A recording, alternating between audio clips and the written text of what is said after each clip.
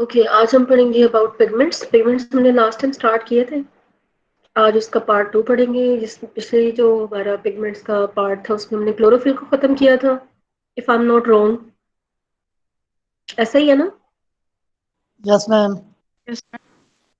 Okay, तो आज हम क्लोरोफिल के अलावा जो फोटो रिसेप्टर्स हैं उनके बारे में हम देखेंगे कि वो कौन कौन से हैं और उनका प्लांट्स के अंदर क्या रोल है। So let's start. पहले है हमारे पास फाइकोबिलीन्स।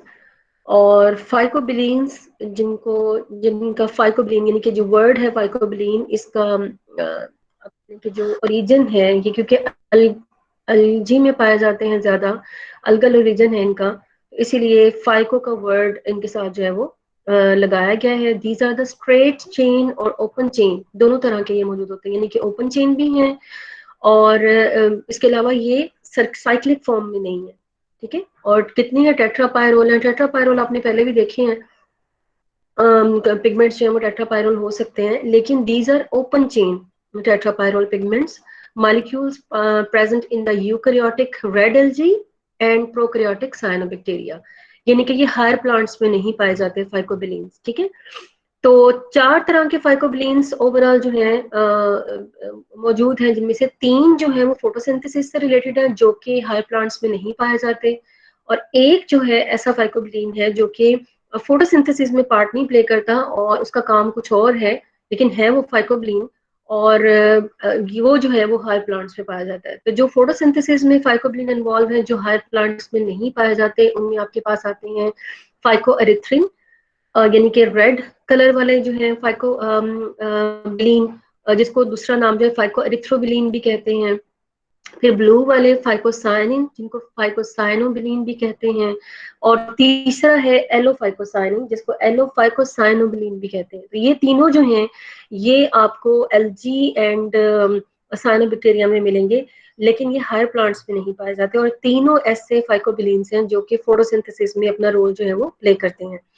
चौथा जो फाइकोबिलीन, जैसा मैंने आपको बताया कि इसका काम फोटोसिंथेसिस से रिलेटेड नहीं है, लेकिन ये फाइकोबिलीन है, स्ट्रक्चर वाइज ये फाइकोबिलीन है, और काम इसका फोटोसिंथेसिस से रिलेटेड नहीं है, इसी वजह से ये हायर प्लांट्स में भी पाया जाता है। बाकी मैंने आपको बताया ना हायर प्लांट्स में नहीं होते, लेकिन ये वाला जो फाइकोबिलीन है जो फोटोसिंथेसिस में इन्वॉल्व नहीं है लेकिन है फाइकोबिलीन, और ये हायर प्लांट्स में पाया जाता है, और वो है जी फाइटोक्रोमोबिलीन। आपने इनके नाम सुने होंगे, फाइटोक्रोम जो है PR and PFR, phytochrome red and phytochrome far red, जो है वो इसी की टाइप्स हैं आगे।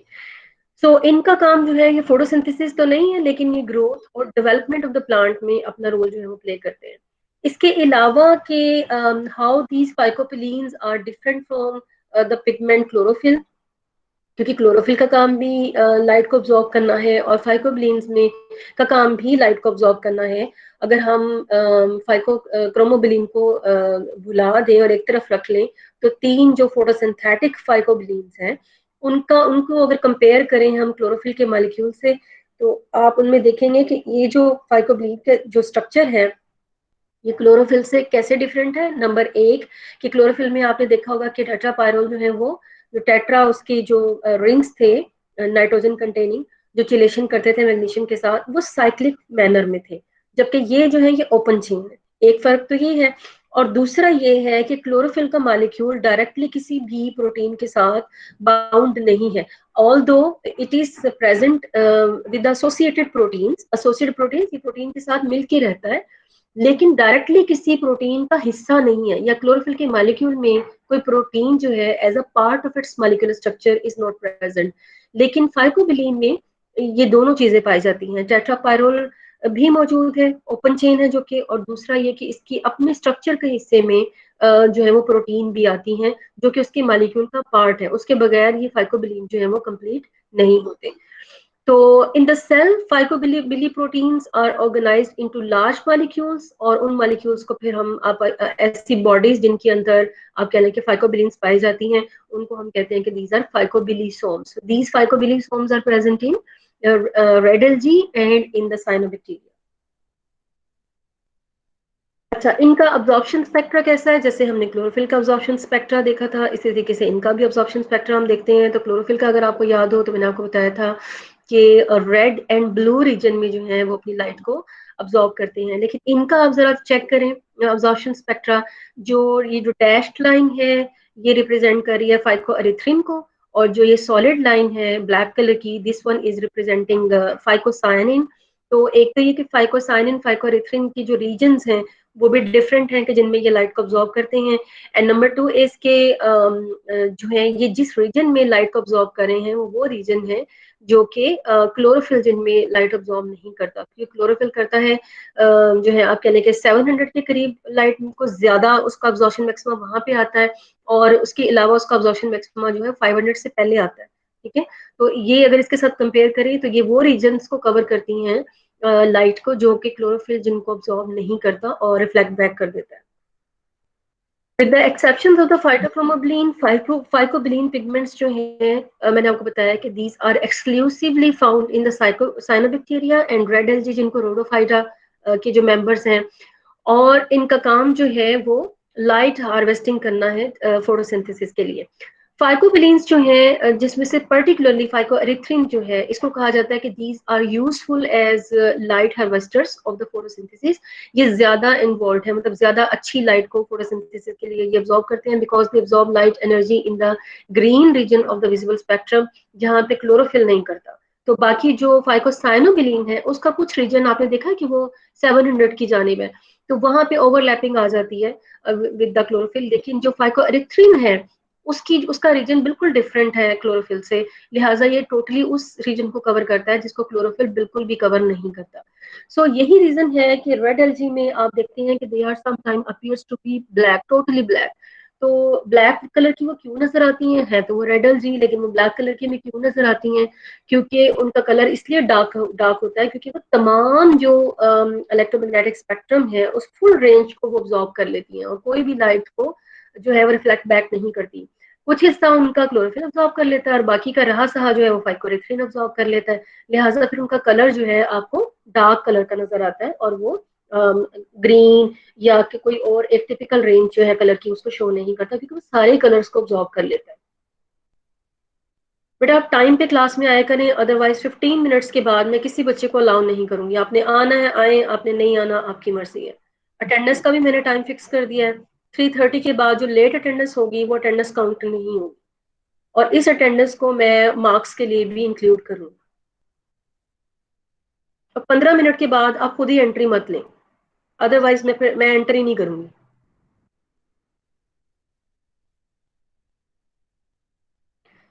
नेक्स्ट इसी के स्ट्रक्चर्स को फिर हम देखते हैं कि फाइकोरिथ्रोबिलीन या फाइकोरिथ्रिन का स्ट्रक्चर कैसा है, फाइकोसाइनोबिलीन या फाइकोसाइनोबिलीन फाइकोसाइनोबिलीन का या फाइकोसाइनोबिलीन फाइकोसाइनोरिथ्रिन का स्ट्रक्चर जो है वो कैसा है। तो पहले मैंने आपको बताया ना कि ये एक तो इनका प्रोटीन पार्ट है, ये आपको प्रोटीन जहाँ पे लिखा हुआ है मतलब कि प्रोटीन को शो नहीं किया गया लेकिन प्रोटीन इज प्रेजेंट, और उसके साथ साथ जो है ये इसका जो टेट्रापायरोल इसको हम क्यों बोल रहे हैं, 1 2 3 4 इसके अंदर रिंग स्ट्रक्चर्स हैं, लेकिन बजाते खुद ये रिंग फॉर्म में मौजूद नहीं है, जबकि आपको पता है कि ये जो 3 4 जो ये साइकिल्स हैं इनके सब क्लोरोफिल ये साइक्लिक मैनर में होते हैं।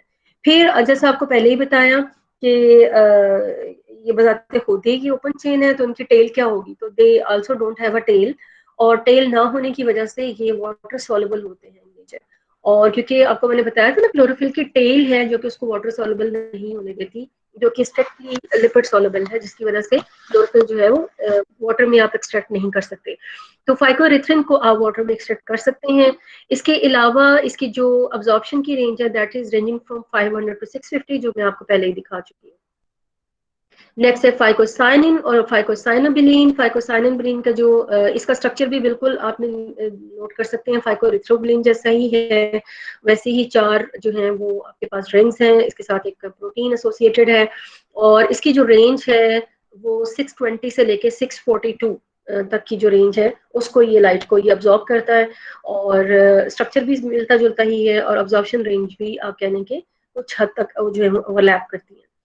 एलोफाइकोसाइनिन जो है थर्ड टाइप ऑफ द फाइकोबिलीन, और दिस फाइकोबिलीन इज वेरी कॉम्प्लिकेटेड और इसका कलर भी बहुत यूनिक सा है, टॉर्कॉइज ब्लू कलर की ये प्रोटीन है और मॉलिक्यूलर वेट इसका 110 है, और इसके अंदर एक क्रोमोफोर मौजूद नहीं है, क्रोमोफोर वो रीजन होता है किसी भी पिगमेंट का जो कि लाइट अब्सॉर्प्शन का बाइस बनता है। तो ओवरऑल ये जो फाइकोसाइनो साइनिन की जो प्रोटीन है ना, जो इसकी प्रोटीनिशियस पार्ट है, वो दो तरह के यूनिट से मिलकर बना हुआ होता है, जो मैंने यहाँ पे लिखा नहीं है। मैंने कहा आपको इतना कॉम्प्लिकेटेड बताने की क्या जरूरत है, जबकि ये इसका इतना रोल भी नहीं है।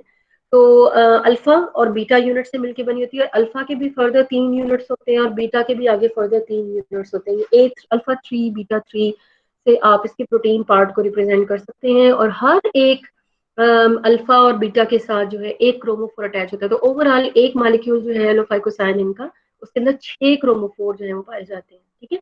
और इसके अलावा अब्जॉर्प्शन मैक्सिमम इसका 650 है, अमिशन मैक्सिमम यानी जिसपे ये लाइट को अमिट करता है वो 660 है। और इसके अलावा अगर आप इसको हीलियम नियॉन लेजर गैस अगर आप उसको देंगे, सॉरी रेडिएशन देंगे, तो उससे ये आप इसको एक्साइट भी कर सकते हैं, यानी जैसे आप क्लोरोफिल के मॉलिक्यूल को एक्साइट करते हैं लाइट एनर्जी से, तो उसको भी आप एक्साइट कर सकते हैं। स्ट्रक्चर आप इसका देख लें, देखने में सिंपल लगता है, बट ये एज सच सिंपल नहीं है। ये एक क्रोमोफोर को दिखाया हुआ है, जबकि ऐसे 6 क्रोमोफोर जो हैं वो एलोफाइकोसाइनिन में एक मॉलिक्यूल में पाए जाते हैं। नेक्स्ट आपके पास है फाइटोक्रोम, जो मैंने आपको बताया कि this is non photosynthetic pigment है, लाइट को अब्सॉर्ब करता है, बट इसका काम फोटोसिंथेसिस में नहीं है, लेकिन क्योंकि पिगमेंट से रिलेटेड है इसलिए मैंने इसको आप कहने के इसके अंदर डाल दिया है। फाइटोक्रोम्स की फर्दर फिर टू टाइप्स हैं, जिनको हम फाइटोक्रोम आर और फाइटोक्रोम पीएफआर एंड पीआर के नाम से जानते हैं। पीआर जो है 660 नैनोमीटर की लाइट को ऑब्जॉर्व करता है, पीएफआर जो है 735 की लाइट को ऑब्जॉर्व करता है। और एक और खूबी जो इनमें पाई जाती है वो ये है, जो किसी और पिगमेंट में नहीं है, वो सिर्फ फाइटोक्रोम में ही है, वो ये कि पीआर एंड पीएफआर जो टू फॉर्म्स है इसकी, वो फोटो रिवर्सिबल है, यानी कि एक लाइट मिलेगी तो वो दूसरे में कन्वर्ट हो जाएंगे, और दूसरे को लाइट मिलेगी तो वो पहले वाले में कन्वर्ट हो जाएगा। तो लाइट की वजह से इनकी आपस में रिवर्सिबिलिटी है, इसी वजह से हम इसको फोटो रिवर्सिबल भी बोलते हैं। और पीएफआर फॉर्म जो है इसमें इसको कहा जाता है कि this is the working form, और you can say the useful form, जो कि एक्चुअली रोल प्ले करती है। जो भी रोल्स हम कहते हैं ना कि दैट्स बिकॉज ऑफ फाइटोक्रोम, तो that's because of PFR form of the phytochrome, जो कि इसकी आप कह लें कि यूजफुल या एक्टिव फॉर्म है, जो कि डिफरेंट फंक्शंस को अंजाम देती है, जिनमें डेवलपमेंट के काफी सारे फंक्शंस हैं, और ऑटोमॉर्फोजेनेसिस के जो फंक्शंस जितने भी आप उसके अंदर जो है वो डिस्कस करना चाहें, वो इसके अंदर आप उसको डाल सकते हैं कि that's because of phytochrome. Phytochrome का स्ट्रक्चर कैसा है ये भी, क्योंकि एक आपको मैंने बताया कि it's a phycobilin, it's a type of phycobilin, तो इसके पास भी 4 जो है वो रिंग मौजूद है। लेकिन अगेन ये रिंग्स जो है ये आपस में साइक्लिक मैनर में नहीं है, ओपन चेन है, टेल भी इनकी नहीं है, जस्ट लाइक द अदर फाइकोबिलीन। और इसके साथ भी इसकी एक एसोसिएटेड प्रोटीन होती है। अब मैंने आपको बताया कि इसकी 2 फॉर्म्स हैं, तो वो 2 फॉर्म्स, ये जो आपको एरो नजर आ रहा है, दिस एरो, इसकी रोटेशन की वजह से बनती है। अगर ये रोटेशन करके सिस फॉर्म में आता है तो वो पीआर फॉर्म में, और अगर ये रोटेशन करके ट्रांसफॉर्म में चला जाए इसका स्ट्रक्चर, तो वो पीएफआर फॉर्म है, यानी कि ट्रांसफॉर्म पीएफआर फॉर्म जो है इसकी एक्टिव फॉर्म है। और ये जो पीआर को पीएफआर में कन्वर्ट होना है, that's because of this bond जो कि सी रिंग और डी रिंग के दरमियान में है। एक और इम्पोर्टेंट चीज जो कि फाइटोक्रोम को डिफरेंट बनाती है from the rest of the phycobilin, वो ये है कि इसका जो सी साइकिल है वो प्रोटोनेटेड है, उसका एन जो है वो प्रोटोनेटेड है। प्रोटोनेटेड का मतलब क्या है कि उस पर पॉजिटिव चार्ज बियरिंग है। तो ये किसी और फाइकोबिलीन में आपको देखने में नहीं मिलता, ना फाइकोसाइनिन में, ना फाइकोरिथ्रिन में, ना फाइकोसाइनिन में। तो ये फाइटोक्रोम में ये 2 चीजें हैं, एक तो ये इसकी ये रोटेशन और 2 फॉर्म्स, और दूसरा इसकी जो है ये protonation in the C cycle. ये दिखाया गया कि किस तरीके से सिस फॉर्म जो है वो ट्रांसफॉर्म में कन्वर्ट होती है। रेड लाइट अगर देंगे तो वो ट्रांसफॉर्म में इसको कन्वर्ट कर देगी, और अगर इसको फॉर रेड लाइट देंगे तो इसको वापस जो है वो सिस फॉर्म में कन्वर्ट कर देगी। सिस ये फॉर्म है, और ट्रांसफॉर्म जो है उसको रिप्रेजेंट कर रही है। बनती कैसे है वो मैं पहले ही बता चुकी हूँ कि ये जो डबल बॉन्ड है इसकी रोटेशन की वजह से सिस एंड ट्रांसफॉर्म जो है वो आपस में आएंगी। वैसे आप जानते ही होंगे किसी भी फंक्शनल ग्रुप के अगेंस्ट अगर कोई उसका रीजन होगा, दूसरा फंक्शनल ग्रुप होगा, तो वो उसकी ट्रांसफॉर्म होती है। जैसे कि ये देखिए, ये एक फंक्शनल ग्रुप है और ये है, तो ये एक दूसरे के ऑपोजिट है, तो ये ट्रांसफॉर्म है। और यहाँ पे जो है इसकी रोटेशन हो जाएगी, तो ये आप कह लें कि इस तरफ हो जाएगा, जिसकी वजह से ये इसकी जो है वो सिस फॉर्म है। नेक्स्ट आपके पास जो पिगमेंट्स हैं वो आते हैं कैरोटीनाइड्स। कैरोटीनाइड्स भी फोटोसिंथेसिस के बहुत ही इंपॉर्टेंट एक्सेसरी पिगमेंट्स कहलाते हैं। इंपॉर्टेंट इन द सेंस कि ये भी लाइट को ऑब्जॉर्व करते हैं, फोटोसिंथेसिस में अपना पार्ट प्ले करते हैं, हर तरह के ऑर्गेनिज्म में आपको ये मिलते हैं। और इसके अलावा कैरोटीनाइड्स की ये खूबी ये है कि ये मेन पिगमेंट नहीं है, मेन क्लोरोफिल ही है अगर हायर प्लांट्स की हम बात करें, लेकिन ये एक्सेसरी पिगमेंट्स यानी कि ऐसे पिगमेंट्स जो कि इजाफी हैं या जिनको आप कह सकते हैं कि वो असिस्ट करते हैं मेन पिगमेंट्स को, तो उनमें इनकी कैटेगरी जो आती है। फर्दर भी आपने पता ही होगा आपको कि ये ऑरेंज एंड येलो कलर के पिगमेंट्स जो है इसके नाम से भी मशहूर हैं, ऑरेंज एंड येलो कलर के पिगमेंट्स के, और क्योंकि इनके कलर ऐसे हैं। और इसके अलावा आपको पता होगा कि कैरोटीनॉइड्स को फर्दर हम टू टाइप्स में डिवाइड कर सकते हैं। एक को हम कहते हैं कैरोटीन और दूसरे को हम कहते हैं ज़ेंथोफिल। ओवरऑल कैरोटीनॉइड्स कैसे हैं? These are the photosynthetic pigments, और इनकी जो लार्ज क्वांटिटी आपको अगर किसी प्लांट में बताऊं तो टोमेटो में आपको इसकी लार्ज क्वांटिटी मिलेगी, कैरेट्स में आपको इसकी लार्ज क्वांटिटी मिलेगी, और प्रोमिनेंट ये कलर अपना रखते हैं। इवन ग्रीन लीव्स में भी ये पाए जाते हैं, ऑल्दो क्योंकि ग्रीन लीव्स में क्लोरोफिल ज्यादा होता है तो वो मास्क कर देता है इनके कलर को, लेकिन अगर क्लोरोफिल वहां से निकल जाए, यानी कि in case of the fall leaves यानी कि ऑटम लीव्स में जब आप देखते हैं तो क्लोरोफिल उनमें से डिग्रेड हो चुका होता है, तो फिर वहां पे जो कैरोटीनॉइड्स हैं ये प्रोमिनेंट हो जाते हैं और आपको ऑटम लीव्स जो है अदर देन ग्रीन कलर के जो है वो नजर आते हैं। ओवरऑल इनका स्ट्रक्चर कैसा है? पूरे जो अगर इनके कार्बन नंबर को काउंट करें तो these are C40 terpenoids. Terpenoids की टाइप है, यानी कि टर्पीन की एक टाइप है, और टर्पीन बनती है आइसोप्रेनॉइड पाथवे से। ये फर्दर आप जब पढ़ेंगे 7 सेमेस्टर्स में काफी सारे हार्मोन्स के बारे में पढ़ेंगे तो वहां पे आप देख लेंगे इन पाथवेज को। तो टर्पीन पाथवे से ये बनते हैं, तो खुद भी टर्पीन है और आइसोप्रेनाइड पाथवे से बनते हैं, और ओवरऑल इनके अंदर कार्बन नंबर जो है वो 40 का होता है। और फिर उसके अंदर डिफरेंट वेरिएशंस हैं जो कि इसके डिफरेंट टाइप्स को जो है बनाए, जैसे कि अगर कैरोटीन कैरोटीन की हम बात करें उसके भी आगे टाइप्स हैं, अगर हम ज़ेंथोफिल की बात करें तो उसके भी आगे टाइप्स हैं।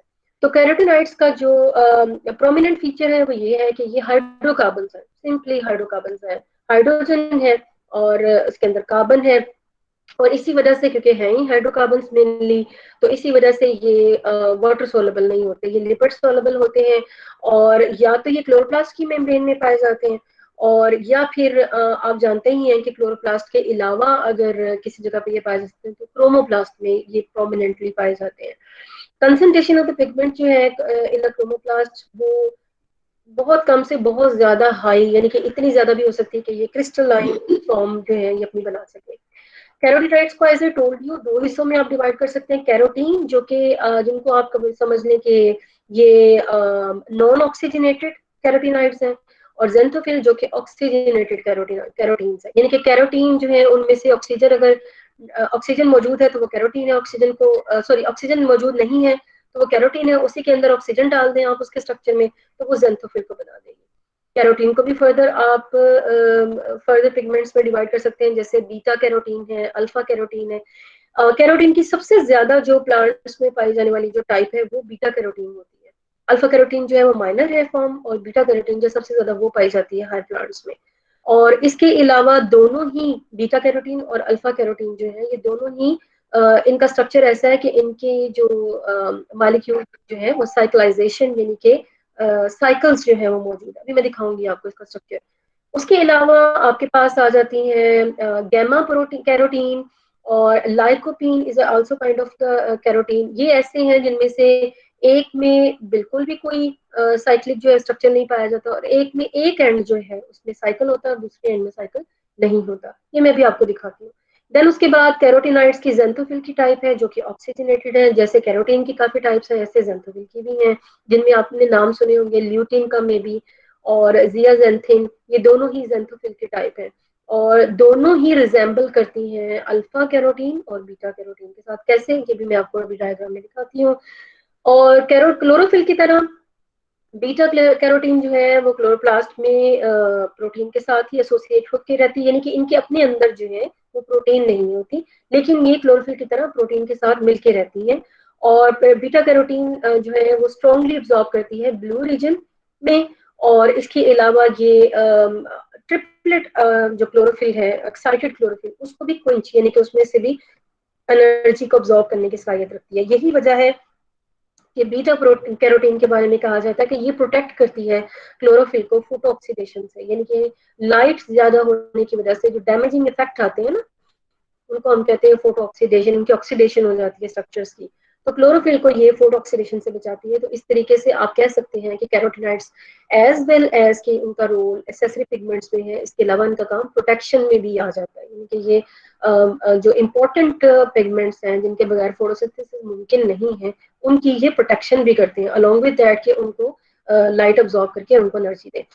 Carotenoids are also found in the photosynthetic organisms, and carotenoids are integral constituents of the thylakoid membrane and are associated intimately with both the antenna and the reaction center. Antenna वो जगह होती है जहाँ पे light absorb होती है, और reaction center वो जगह है actually कि जहाँ पे light molecules को excite करती है from the ground state to the excited state. तो रिएक्शन सेंटर में भी इसका हिस्सा है और एंटीना में भी इसका हिस्सा है, और इसके अलावा मैंने एक और वर्ड इसको आपको बताया कि ये जो है प्रोटेक्शन का भी काम करती है। तो एंटीना में मौजूद होने की वजह से और फोटोसिंथेसिस में अपने रोल होने की वजह से इनको एक्सेसरी पिगमेंट्स का नाम भी दिया जाता है कलेक्टिवली। ये इसके स्ट्रक्चर्स हैं, एक तरफ आपके पास कैरोटीन है, दूसरी तरफ ज़ैंथोफिल है। मैंने आपको कहा था कि कैरोटीन की जो अल्फा कैरोटीन और बीटा कैरोटीन है, ये दोनों ही इनके एंड्स पे साइक्लिक जो है वो फॉर्म्स पाई जाती है। तो इनके एंड्स पे देखें, ये भी साइक्लिक है, ये भी साइक्लिक है, ये भी साइक्लिक है, ये भी साइक्लिक है, ठीक है। और इसके अलावा मैंने आपको बताया था लाइकोपीन, लाइकोपीन के बारे में बताया था कि इसके एंड जो है ये बिल्कुल साइक्लिक नहीं, ये आपको लग रहा होगा कि ये साइक्लिक है, लेकिन यहाँ पे आके देखें, इस जगह पे देखें कोई बॉन्ड मौजूद है, मतलब ये ओपन चेन है ये भी, और ये इस जगह पे ये भी ओपन चेन है, मतलब कि ये लाइकोपीन जो है वो ओपन चेन होती है, ये साइक्लिक एंड्स नहीं रखती। लेकिन एक और मैंने आपको बताया था गैमा जो है वो कैरोटीन, तो गैमा कैरोटीन जो है उसका जो स्ट्रक्चर है उसके एक एंड पे साइक्लिक होता है और एक एंड जो है उसका फ्री होता है। उसका स्ट्रक्चर यहाँ पे नहीं दिखाया हुआ क्योंकि मुझे डायग्राम ऐसे दिख नहीं रही थी कि जिसमें वो भी मौजूद हो ऐसा चिन्ह के साथ, तो ये ज्यादा बेस्ट लगी तो ये यहाँ पे डाल दी। ओके, दूसरी तरफ ज़ैंथोफिल के बारे में मैंने आपको बताया था कि उसका जो जियाजेंथिन है वो बीटा कैरोटीन जैसा है, और जो ल्यूटिन है वो अल्फा कैरोटीन जैसा, यानी कि अल्फा कैरोटीन में ही आप ऑक्सीजन डाल दें तो वो ल्यूटिन बन जाएगा, यानी कि ये देखें, एक ये ऑक्सीजन और एक ये ऑक्सीजन, बाकी सारा स्ट्रक्चर जो है वो अल्फा कैरोटीन जैसा ही है। और इसी तरीके से जियाजेंथिन भी सारा का सारा बीटा कैरोटीन, एक्सेप्ट दैट कि इसमें ये हाइड्रोक्सिल ग्रुप है, ये हाइड्रोक्सिल ग्रुप भी क्या है, सिर्फ ऑक्सीजन ही है, क्योंकि हाइड्रोजन तो इसके पास पहले से ही होगी, ठीक है। तो oxygenated beta carotene is zeaxanthin, oxygenated alpha carotene is lutein. और ये वायलाजेंथिन की इसके साथ कोई कंपैरिजन नहीं है क्योंकि इसके साइक्लिक एंड है, और ये अलग स्ट्रक्चर और ये अलग स्ट्रक्चर है, लेकिन दोनों में ये डिफरेंस आप देख सकते हैं कि इसमें ऑक्सीजन नहीं है और इसमें ऑक्सीजन जो है वो प्रेजेंट होती है। जैसे आपने बाकियों के एक्शन स्पेक्ट्रम देखे हैं, सॉरी एब्जॉर्प्शन स्पेक्ट्रम, तो उसी तरीके से यहाँ पे अल्फा कैरोटीन और बीटा कैरोटीन का दिखाया गया है, और यू कैन सी हियर कि इनका रीजन जो है वो ब्लू रीजन में ये लाइट को जो है वो ज्यादा अब्जॉर्ब करता है। ये रीजन जो है तकरीबन 350 से लेकर और 500 तक का जो रीजन है, लेकिन इसका अब्जॉर्प्शन मैक्सिमम हम देखें वो टिपिकली ब्लू रीजन में आ रहा है। तो दोनों ही एक दूसरे के बल्कि रीजन को ओवरलैप करती हैं। एक की जो पीक है वो थोड़ी ज्यादा हाइटेड है, और जो है अल्फा कैरोटीन की थोड़ी लो है, लेकिन ये कि दोनों के रीजन्स एक दूसरे से ओवरलैप करें कि जिनमें ये लाइट को अब्सॉर्ब करती हैं। So this was all about the carotenoids, और अब हम देखेंगे नेक्स्ट अपना पिगमेंट, और next pigment is about the cryptochrome. जैसे अभी आपने फाइटोक्रोम के बारे में देखा है, इसी तरीके से क्रिप्टोक्रोम जो है ये भी जो है वो आप कह लें कि पिगमेंट्स हैं, एक ऐसे पिगमेंट्स जो कि लाइट को अब्सॉर्ब कर सकते हैं। और लेकिन क्रिप्टोक्रोम का भी role just like the phytochrome, इनका रोल जो है वो भी फोटोसिंथेसिस में से रिलेटेड नहीं है, बल्कि फोटोसिंथेसिस के अलावा अदर डेवलपमेंटल जो वर्क है, जैसे फाइटोक्रोम है उससे रिलेट ही क्रिप्टोक्रोम करता है। So a wide range of the plant responses to blue light, और ये ब्लू लाइट को ऑब्जॉर्व करके जो है वो प्लांट में रिस्पॉन्सेज लेके आता है या चेंजेस लेके आता है। और UVA radiation have been known और suspected for a long time. लोगों को पता नहीं चलता था कि लाइट, जो ब्लू लाइट है, ये ऑर्गेनिजम्स के लिए इतनी इंपॉर्टेंट क्यों है, और कौन सी ऐसी चीज है ऑर्गेनिजम्स के अंदर जो कि यूवीए रेडिएशंस को ऑब्जॉर्व करती है या ब्लू लाइट को मेनली ऑब्जॉर्व करती है। सो क्रिप्टोक्रोम का नाम भी फिर इसी इसी आप कह लें केमिस्ट्री की वजह से आया, यानी कि क्रिप्टो का मतलब होता है छुपा हुआ, ठीक है, हिडन, सीक्रेट। क्रिप्टिक का मतलब होता है हिडन, सीक्रेट होता है। तो काफी अरसे तक क्योंकि पता ही नहीं चला कि क्रिप्टोक्रोम भी मौजूद है, तो जब ये फिर ये डिस्कवर हुए तो फिर उसी हिसाब से इनको क्रिप्टोक्रोम इनका नाम जो है वो दिया गया। और ये ब्लू लाइट में भी के रीजन पे भी लाइट को ऑब्जॉर्व करते हैं, और यूवीए फोटो रिसेप्टर के तौर पे भी ये काम करते हैं। और इसके अलावा जो है जो प्राइमरी डिवीजन है ना, यानी कि जो पहले प्लांट की एक डिवीजन हुआ करती थी जिसको हम क्रिप्टोगैम्स कहा करते थे। क्रिप्टोगैम्स गेम्स में कौन आते थे? जो कि true flower and true seeds plants नहीं प्रोड्यूस करते, जैसे अल्जी है, फंजाई है, मोसेस है, फर्न्स है, वो ट्रू फ्लावर्स नहीं ना प्रोड्यूस करते, और ना ही वो ट्रू जो है वो सीड्स बनाते हैं। तो उनको कलेक्टिवली ना क्रिप्टोगैम्स कहा जाता था। ओल्ड डिवीजन है मेरे ख्याल है, अभी तो पता नहीं अब आपने पढ़ा होगा इसके बारे में कि नहीं, क्योंकि मैंने तो सेकंड सेमेस्टर पढ़ाया है, अरसा हो गया। तो एक डिवीजन जो है इस तरह क्रिप्टोगैम्स की भी होती थी, तो जो कि अब एग्जिस्ट नहीं करती। जो न्यू आप कहने के क्लासिफिकेशन है उसमें वो ये एग्जिस्ट नहीं करती। तो क्योंकि ये इनमें डिस्कवर हुए थे, तो इस वजह से भी इनका नाम जो है, और इनमें इसके लिए रिस्पॉन्सेज जो है वो हाईलाइटेड है, यानी कि बहुत आसानी से आप इनके रिस्पॉन्सेज को वहाँ पे जो है वो नोटिस कर सकते हैं, और बहुत प्रेवलेंट है इनके अंदर क्रिप्टोग्राम्स में क्रिप्टोक्रोम के जो रिस्पॉन्सेज हैं, तो की वजह से जो रिस्पॉन्सेज हैं, तो इस वजह से भी इनका नाम जो है वो क्रिप्टोक्रोम जो है वो पड़ा। उसके अलावा क्रिप्टोक्रोम के स्पेक्ट्रम को अगर आप देखें तो ये दो तरह के रीजन्स की लाइट को जो है ऑब्जॉर्व करते हैं। एक है यूवी ए की रीजन, क्योंकि यूवी को भी हमने ए बी एंड सी में डिवाइड किया हुआ है।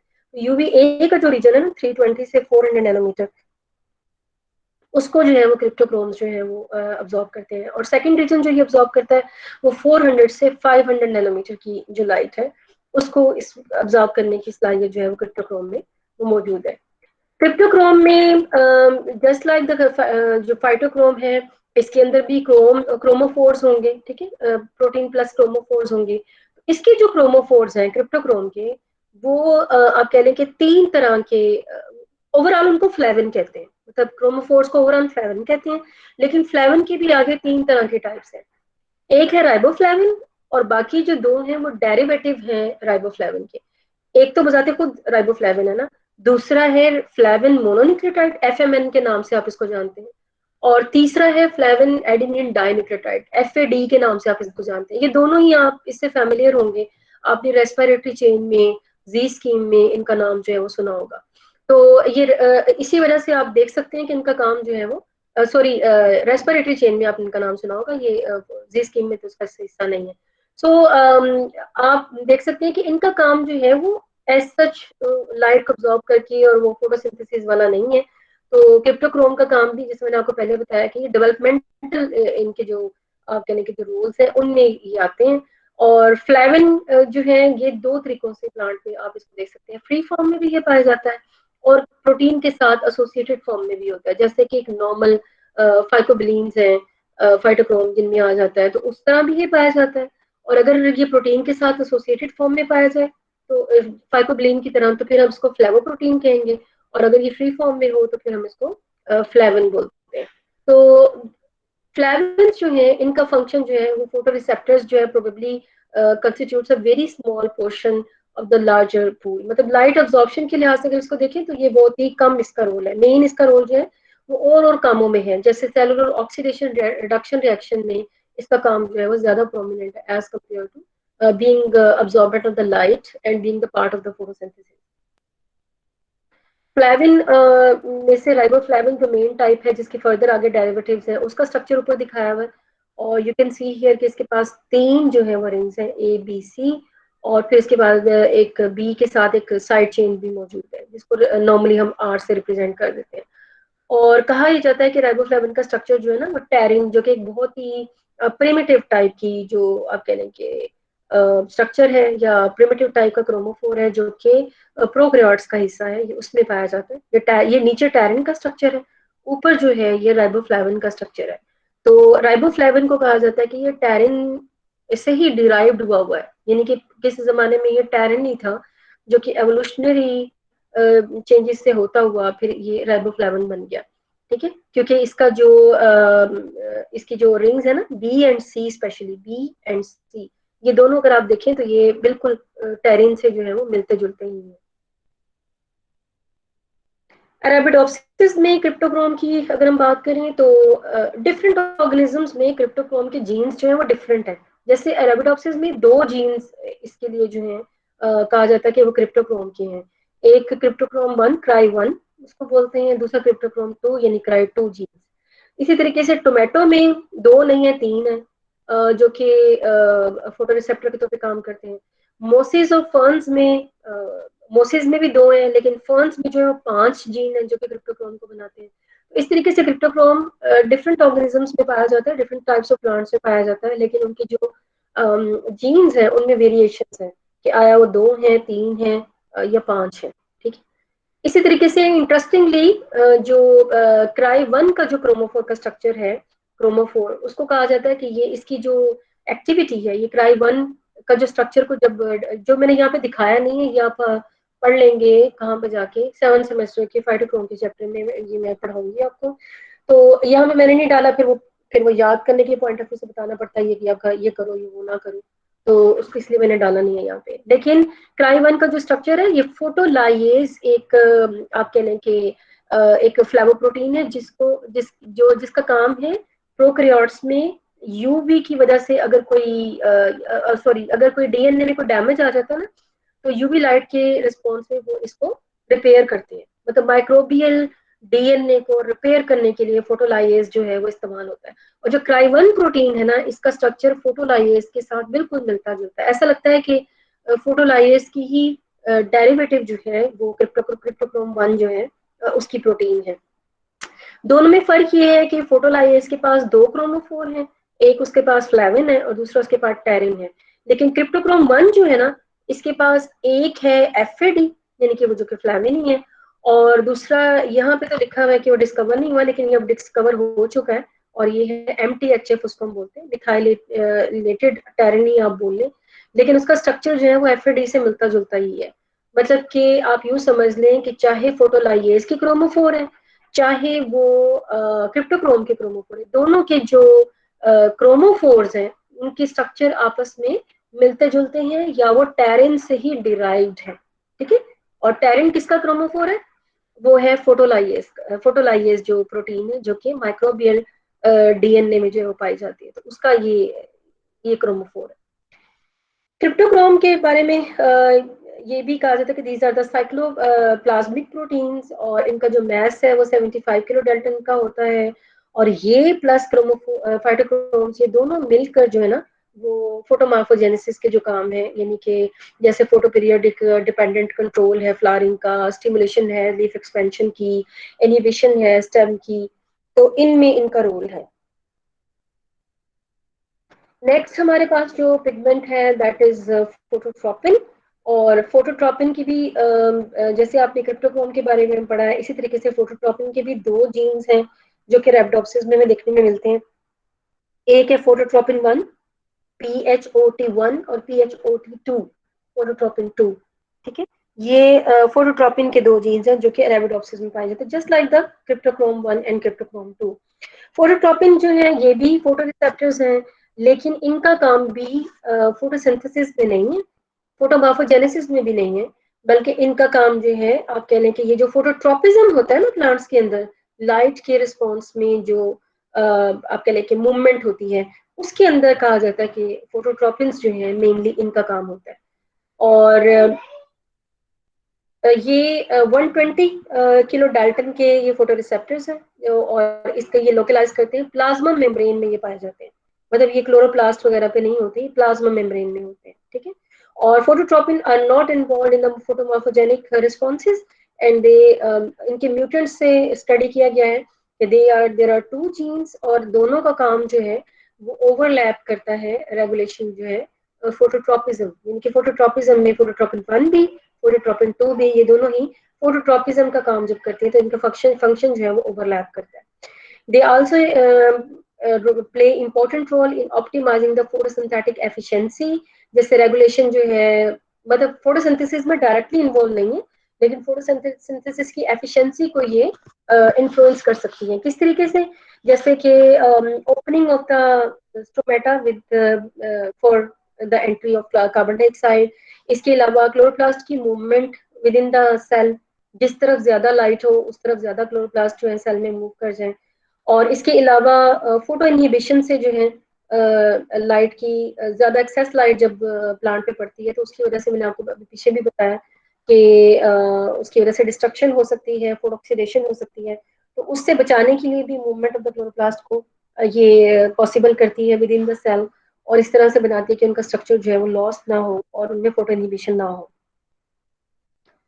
इसके बाद एक और टाइप के यूवीबी फोटो रिसेप्टर्स हैं, ये भी डायरेक्टली फोटोसिंथेसिस में इन्वॉल्व नहीं है, और इनके बारे में बहुत ज़्यादा आप कह लें कि हमारे पास कोई बहुत इन्फॉर्मेशन भी नहीं है, बट इनके बारे में भी ख्याल किया जाता है कि शायद ये फाइटोक्रोम के साथ मिलकर ही फोटोमॉर्फोजेनेसिस और उसके रोल रिस्पॉन्स में कुछ जो है रोल प्ले करते होंगे, लेकिन इनके बारे में बहुत ज़्यादा हमें नहीं पता।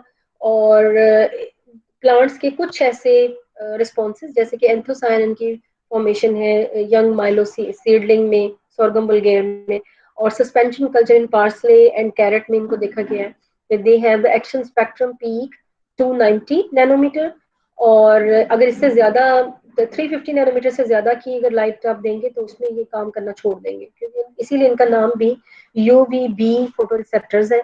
और इसके अलावा these receptors are also present in plant, and although the nature of the photoreceptor जो है this is not identified yet with certainty। और इम्पैक्ट इसका क्या है अल्ट्रावायलेट रेडिएशन का, स्पेशली यूवीबी का, ये डैमेजिंग होता है। तो अटेंशन जो है इसके बारे में बहुत है कि आया अगर ये मौजूद होते हैं तो आया इनका क्या रोल है, क्योंकि यूवीबी तो प्लांट के लिए नुकसानदेह होती है। तो अगर ये उसकी लाइट को ऑब्जॉर्ब करते हैं तो इनका डेफिनेटली कोई ना कोई प्रोटेक्शन से रिलेटेड कोई रोल होगा, लेकिन वो रोल अभी हमने डिस्कवर जो है वो नहीं किया। यहाँ तक बेटा आपको समझ आ गई है? क्या मैं ही बोल रही हूँ, क्या आप मेरे साथ हैं या नहीं?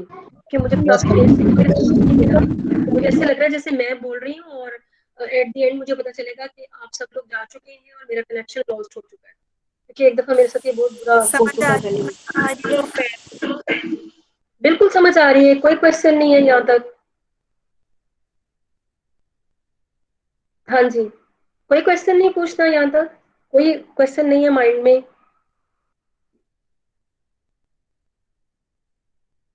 मैम फोटोमॉर्फोजेनेसिस पीआर की प्रेजेंस में होती है या पीएफआर की प्रेजेंस में?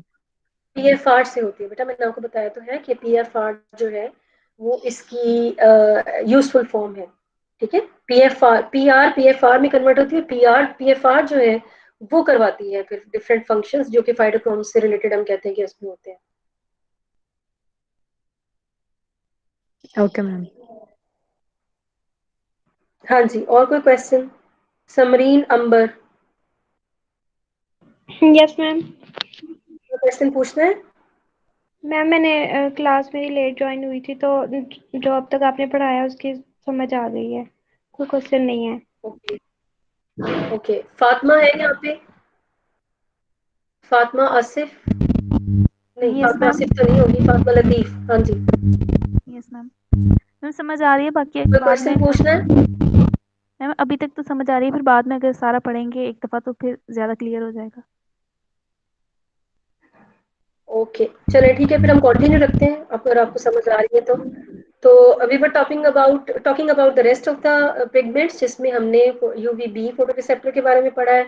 और अब हम जा रहे हैं अपने आखिरी फोटो रिसेप्टर्स की तरफ, जिनमें आपके पास आ जाते हैं फ्लेवोनाइड्स। फ्लेवोनाइड्स को भी आप जानते हैं इस लिहाज से कि ये जो फ्लावर के डिफरेंट पार्ट्स हैं, पेटल्स हैं, फ्रूट्स हैं, ब्रैक्ट्स हैं, तो उनमें अदर देन ग्रीन कलर जो आपको ब्रिलियंट कलर्स जो आपको नजर आते हैं जिनकी वजह से बड़े वो शोई एंड अट्रैक्टिव होते हैं, दैट्स बिकॉज ऑफ फ्लेवोनाइड्स, उनमें ये मौजूद होते हैं लीव्स में। और ना सिर्फ ये कि ये आंखों को अच्छे लगते हैं ह्यूमन बीइंग के लिए, इसीलिए ऑर्नामेंटल पर्पस के लिए भी इनको मतलब इस्तेमाल किया जाता है कि जिनमें ये प्रेजेंट होते हैं, शोई ज्यादा होते हैं, उनको फिर ऑर्नामेंटल पर्पस के लिए इन प्लांट्स को जो है लगाया जाता है। लेकिन इसके अलावा ये एनिमल्स के लिए भी अट्रैक्टिव है, पॉलिनेशन के पर्पस के लिए और वैसे भी। So these various shades of the scarlet है, pink है, purple है, blue है, this is all because of the presence of the pigments known as anthocyanin, जो कि flavonoids की एक type है। ठीक है, anthocyanin जो है these belongs to a larger group of compounds known as the flavonoids, and there are other classes जो है फ्लेवोनाइड्स की, जो कि एंथोसायनिन के अलावा है, उनमें चालकोन्स हैं एंड ऑरोन्स हैं। ठीक है, चालकोन्स एंड ऑरोन्स, उनका इतना आपने नाम नहीं सुना होगा, लेकिन वो भी फ्लेवोनाइड्स की ही टाइप है, जस्ट लाइक द एंथोसायनिन। लेकिन ज्यादा क्योंकि कॉन्ट्रीब्यूशन जो है वो एंथोसायनिन की होती है, तो इस वजह से इनको ज्यादा इतना डिस्कस भी नहीं किया जाता। वैसे अगर कहा जाए तो चालकोन्स और आरोन्स जो है, ये जो येलो कलर है फ्लावर्स का, जो कि सिर्फ फ्लावर्स में होता है, that's because of chalcones and aurones, not because of anthocyanin. So yet others the flavones are responsible for the, इसके अलावा यानी चालकोन्स एंड आरोन्स और एंथोसायनिन के अलावा जो फ्लेवोनाइड्स हैं, उनके बारे में कहा जाता है कि वो जो व्हाइटनेस है, अगर किसी फ्लोरल फ्लावर की पेटल्स जो है वो व्हाइट आपको नजर आती है, that's because of those flavonoids जो कि अदर देन कलरिंग आप कह लें कि एंथोसायनिन सॉरी फ्लेवोनाइड्स है। अगर ये ना प्रेजेंट हो तो फिर प्लांट की जो पेटल्स हैं फ्लावर्स की, वो आपको व्हाइट ना नजर आए, फिर वो आपको ट्रांसल्यूसेंट नजर आए। तो अगर वो व्हाइट नजर आती है तो because of the presence of these flavonoids, जो कि अदर देन द कलरिंग आप कह लें कि फ्लेवोनाइड्स है। The flavonoids are readily isolated and because of their brilliant color, they have been known since antiquity. बहुत ही पुरानी इसकी हिस्ट्री है। ह्यूमन बीइंग का जब से प्लांट से इंटरेक्शन है, मेरे ख्याल है तब से ही वो इनके कलर से खेलता आ रहा है। और आपको पता ही है कि प्लांट से ही डाइस को एक्सट्रैक्ट किया जाता है और उनको फिर अपने फर्दर डिफरेंट तरह के जो आप कह लें कि पर्पस है हमारे, जिनमें दुपट्टा रंगना भी खैर आ जाता है। अब तो खैर केमिकल्स निकल आए हैं, लेकिन पहले इसी तरह प्लांट्स में से एक्सट्रैक्ट की जाती थी डाइस।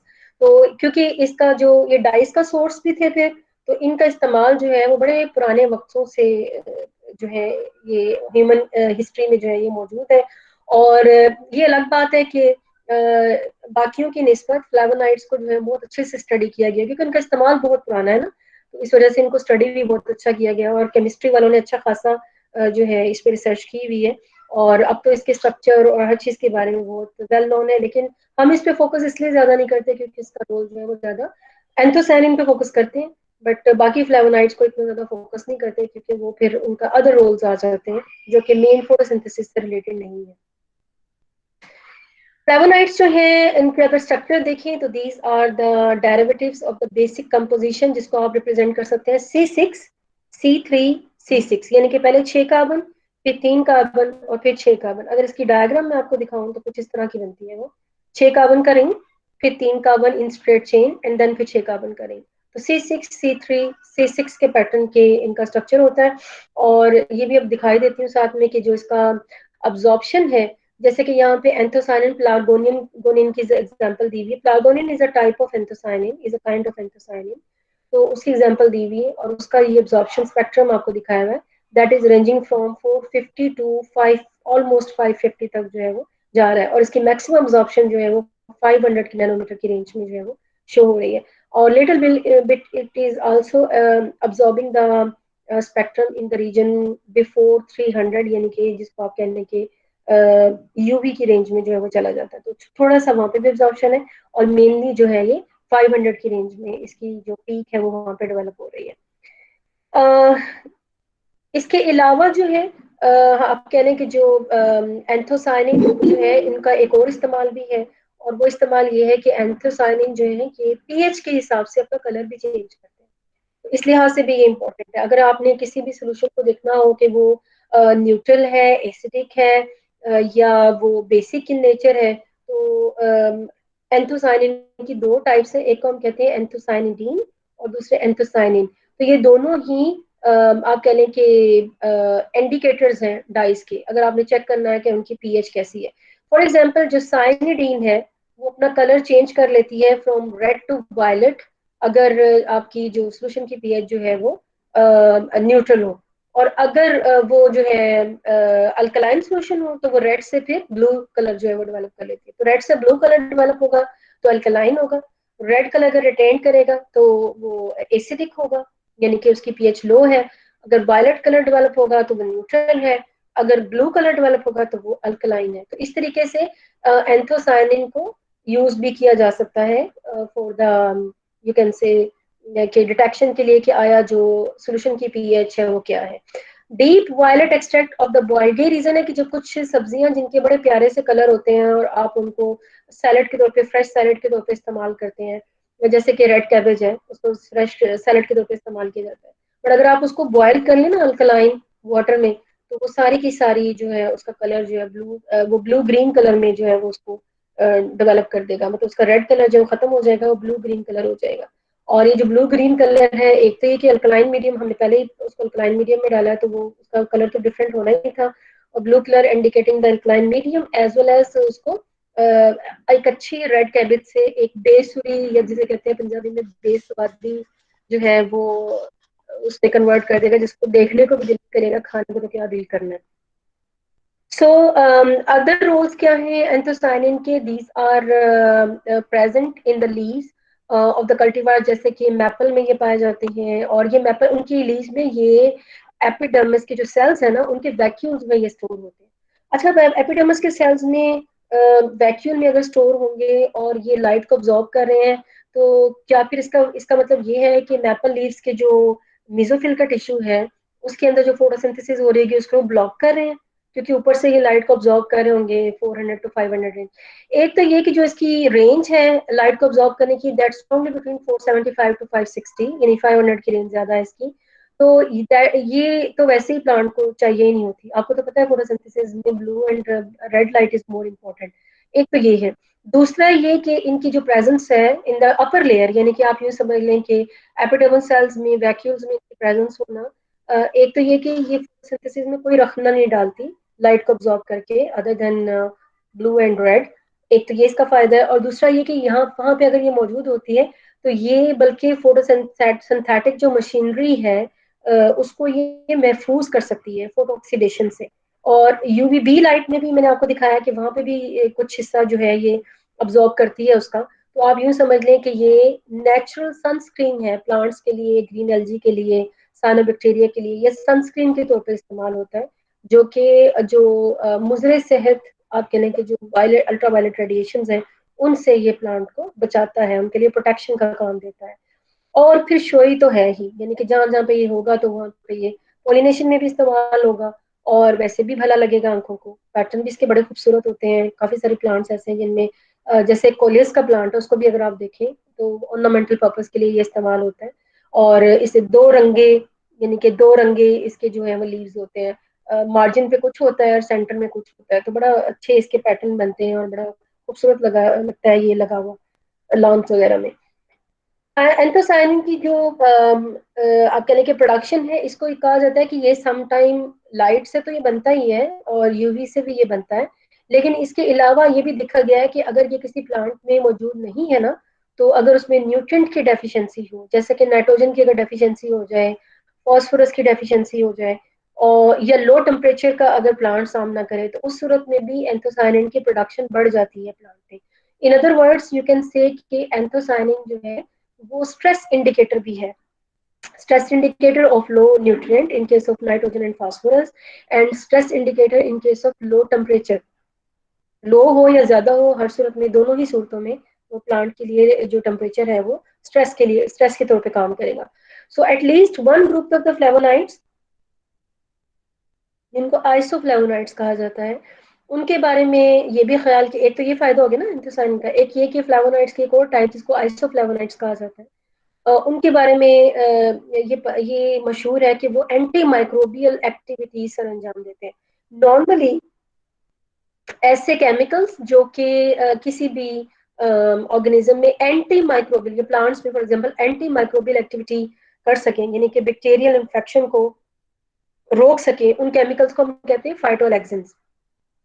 तो ये जो आइसोफ्लेवोनाइड्स हैं, जो कि फ्लेवोनाइड्स की टाइप हैं, ये फाइटोलैक्सिन्स की तरह का ही इनका स्ट्रक्चर है, और ये प्लांट्स में फाइटोलैक्सिन्स के तौर पे भी काम करते हैं। ठीक है, मतलब फाइटोलैक्सिन्स आइसोफ्लेवोनाइड्स के अलावा भी हो सकते हैं केमिकल्स, और फाइटोलैक्सिन्स के तौर पे आइसोफ्लेवोनाइड भी काम कर सकता है, लेकिन एक्चुअली ये फ्लेवोनाइड की टाइप है। तो ये भी एक इसका अच्छा रोल आ गया कि ना सिर्फ ये प्लांट में फ्लेवोनाइड्स कलर देते हैं एंथोसायनिन की फॉर्म में, ना सिर्फ उसको प्रोटेक्शन करते हैं फ्रॉम द यूवी लाइट और एक्सेसिव लाइट से, बल्कि उसके अलावा ये एंटी माइक्रोबियल एक्टिविटी भी कर सकते हैं। फाइटोलैक्सिन्स की अगर थोड़ी सी एक्सप्लेनेशन करूं, तो फाइटोलैक्सिन्स आर जनरली एब्सेंट और present in very low concentration but are rapidly synthesized अगर प्लांट के ऊपर कोई बैक्टीरिया या कोई फंजाई जो है वो अटैक कर जाए, तो प्लांट, और वो प्लांट के लिए एज पैथोजन हो, ठीक है, तो पैथोजन वही होगा जो उसको नुकसान पहुंचाएगा। तो उसकी सूरत में जैसे उसका अटैक होता है ना, तो फिर प्लांट के अंदर फाइटोलैक्सिन्स जो है वो प्रोड्यूस होना शुरू हो जाते हैं। अदरवाइज नॉर्मल कंडीशन में ये प्लांट में बहुत ही लो कंसंट्रेशन में या ना होने के बराबर होते हैं। और डिटेल क्या है फाइटोलैक्सिन की मेटाबॉलिज्म की वो इतनी क्लियर नहीं है, लेकिन वैरायटी ऑफ स्मॉल फाइटोलैक्सिन्स जो है जिन पॉलीसैकेराइड्स हैं, ग्लाइकोप्रोटीन्स हैं, और proteins of the fungal and bacterial origin, they also serve as elicitor यानी कि स्टिमुलेटर के तौर पे काम करते हैं, जो कि फाइटोलैक्सिन की सिंथेसिस जो है उसको करवा सकते हैं। और इसके अलावा सोयाबीन के सेल्स में ये देखा गया है कि जो फंगस है फाइटोप्थेरा, वो इंडिकेट करती है दैट द फंगल एलिसिटर्स जो हैं वो फंगल की अपनी जो प्रोटीन है वो बजाते खुद जो है वो मैसेंजर आरएनए को ट्रिगर करते हैं, जिनकी वजह से उन प्लांट्स पे जिनमें ये फंगस फाइटोप्थेरा जो है वो अटैक करती है, उनके अंदर फिर आइसोफ्लेवोनाइड्स जो है उनकी प्रोडक्शन स्टार्ट हो जाती है। और production of phytoalexins appears to be a common defence mechanism, और isoflavonoids are the predominant phytolexins in the family of leguminosae, and but other families such as solanaceae में भी आप देखते हैं कि terpene derivatives ऐसे मौजूद हैं जो कि फाइटोलैक्सिन के तौर पे जो है वो काम कर सकते हैं। और last pigment is beta cyanin, और जिनको इन अदर वर्ड्स हम बीट्स भी कह लें, बीटा साइनिन कह लें। और ये मेरा ख्याल है कि बीट रूट के हवाले से आप उसको जानते ही होंगे। और जो प्रोमिनेंट रेड पिगमेंट होता है बीट रूट में या बोगनविलिया के जो फ्लावर्स हैं वो फ्लेवोनाइड्स नहीं है, उनका colour is because of betacyanin और बीट्स की वजह से होता है। And these are more complex group of glycosylated compounds which are known as betalains और बीटा साइनिन। बीटा साइनिन और रिलेटेड जो इसके कंपाउंड्स हैं जैसे बीटा एंथिन्स हैं जो कि येलो कलर के हैं, are distinguished from the anthocyanin by the fact that the molecules contain nitrogen in that. तो नाइट्रोजन के बगैर हैं तो वो फिर एंथोसाइनिन है, और अगर उनमें नाइट्रोजन मौजूद है तो वो फिर एंथोसाइनिन नहीं है, वो फिर बीटा साइनिन या फिर उससे रिलेटेड जो बीटा एंथिन्स हैं वो हो सकते हैं।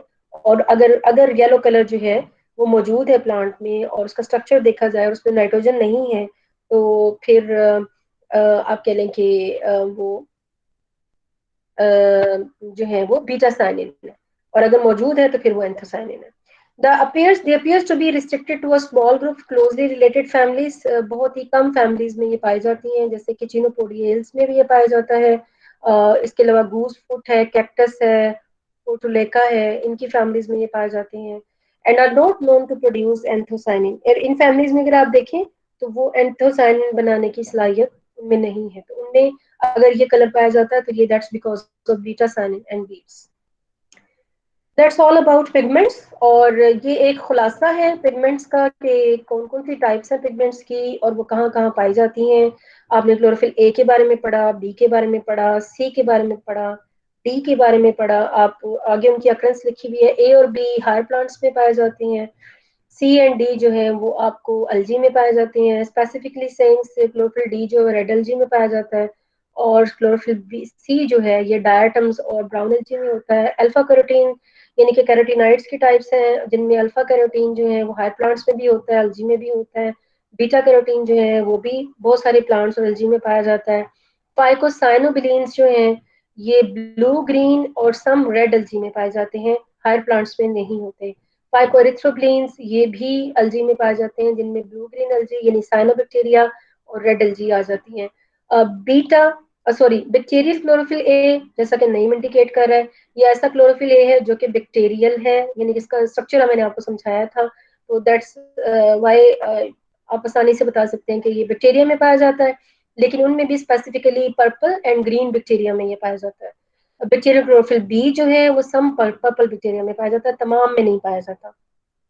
इसी तरह क्रिप्टोक्रोम्स जो हैं these are present in ferns, mosses, fungi, higher plants, animals and bacteria, सब में ये पाया जाता है कि तमाम ऑर्गेनिज्म जो है वो ब्लू लाइट को अब्जॉर्ब करते हैं। ब्लू लाइट को की वजह से उनमें डेवलपमेंटल चेंजेस आती हैं। दैट्स वाई क्रिप्टोक्रोम्स आपको हर तरह के ऑर्गेनिज्म जो है उनमें मिलता है। इसके अलावा जो यहाँ पे लिस्ट नहीं हुए पिगमेंट्स उनको आप खुद से इंसर्ट कर सकते हैं, जिनका मोर और लेस रोल है। तो लेकिन यहाँ पे वो वाले आप कह लें कि मोस्टली इंसर्टेड हैं, जिनमें जो कि जो आप कह लें कि प्लांट्स में किसी न किसी तरह की ग्रोथ या फोटोसिंथेसिस से इन्वॉल्व है। तो अगर बाकी जो मैंने बताए हैं आपको, लेकिन वो इस चार्ट में नहीं है, तो आप उनको इंसर्ट करके उनकी अक्रेंस और इवन आप इनका रोल भी आगे लिख सकते हैं। इस चार्ट को फर्दर एक्सटेंड कर सकते हैं थोड़ी सी मेहनत करके, और एक कॉलम आप बना सकते हैं रोल का, और साथ में वहां पे आप उसका रोल भी देख सकते हैं। तो फिर आपको तमाम पिगमेंट्स रोल और अक्रेंस के लिए कम से कम उनको उनका रट्टा नहीं लगाना पड़ेगा, एक ही चार्ट से आप सारा जो है वो देख के आराम से याद कर सकते हैं। देन इसकी जरूरत तो नहीं थी, लेकिन just to make the PPT beautiful ये डाल दें इसके अंदर कि क्लोरोफिल की वजह से ग्रीन कलर होता है प्लांट्स के लिए इसका, और कैरोटीन की वजह से जो है वो ऑरेंजिश कलर आप कह लें, और जेंथोफिल की वजह से येलो होता है, एंथोसायनिन की वजह से रेडिश होता है। तो ये चीजें जो है आप इनको मतलब डिफरेंट कलर्स की वजह से, पिगमेंट्स की वजह से जो लीफ का जो कलर है वो डिफरेंट हो सकता है। That's all for the pigments. यहाँ पर हमारा पिगमेंट सारे खत्म हो जाते हैं, और नेक्स्ट टाइम जो कल का लेक्चर है उसमें इंशाल्लाह हम नया टॉपिक स्टार्ट करेंगे। और ये जितना भी मटेरियल है, हो सकता है कि मैंने किसी एक दो वेबसाइट्स को भी डिस्कस में लिया हो, लेकिन मेनली मैंने मटेरियल जो है ये हॉपकिन की बुक से लिया हुआ है। और ये बुक जो है ऑलरेडी आपकी जीसीआर पे मौजूद है। अगर कोई बच्चा इंटरेस्टेड है इसकी फर्दर रीडिंग्स के लिए या फर्दर इसकी अंडरस्टैंडिंग के लिए, तो वो इसको यहाँ से कंसल्ट कर सकता है। That's all for today's lecture. If you have any question और क्यूरी तो आप पूछ लें, अदरवाइज फिर मेरी तरफ से अल्लाह हाफिज। जी बेटा। मैम जो